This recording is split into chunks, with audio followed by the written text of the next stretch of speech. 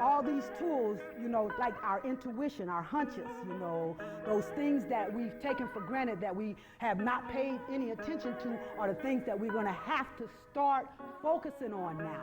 Because your spirit has a connection to the universal collective consciousness. That's the one we're talking about. That's the God that everybody wants to talk about. It's the collective consciousness, the one and the all in one. Okay? And your spirit is directly connected to that collective consciousness. So it has a holistic view. And it is always signaling you and guiding you, but because we have been programmed to think, not to pay attention to those etheric things, we have missed the boat, Now we're going to have to start paying attention more than ever because it's going to give us our guidance and our direction on how to step up to our queenship, our kingship, how to become the princess and the prince of the zodiac, you see, of the universe, you see. So we have to pay attention to our spirit. That's the only thing that's going to give you the proper direction and the proper guidance, If you're looking for a leader outside of yourself, you're looking in the wrong spot. I remember Bobby Hemmett saying, when you're praying, you're just putting in a phone call to your own ass. Okay? Understand that. And thoughts are things, you guys. Thoughts are things. What you think is going to make instant manifestation on the spiritual plane, only to take a physical manifestation later down the line. Okay?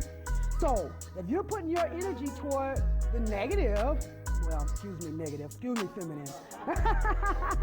But if you're putting your, I got so many bills, or I wonder if I can, I wonder if he's gonna like me, or he's not gonna like me, or, I'm just gonna have a bad day.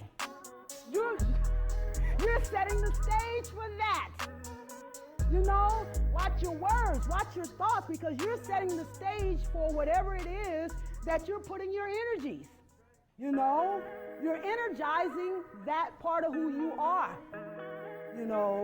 and so it's the three things that stunts our empowerment is our fears, our doubts, and our guilt. Okay? The minute you doubt, see what happens is the spirit will give you a vision, and that'll come to you in your dreams. That'll come to you. You just maybe see something out the side of your eye. You could be riding down the street and have a question on your mind, and the billboard pops up and answers that question. That's spirit. Okay? The more bizarre it is, the more spirit is trying to talk to you. Okay? So, so what you have to do is you have to, examine that. When you see that, when you see something like that coming up, you have to examine that and understand that there's a message, that you have to try to receive, that's going to give you the proper guidance.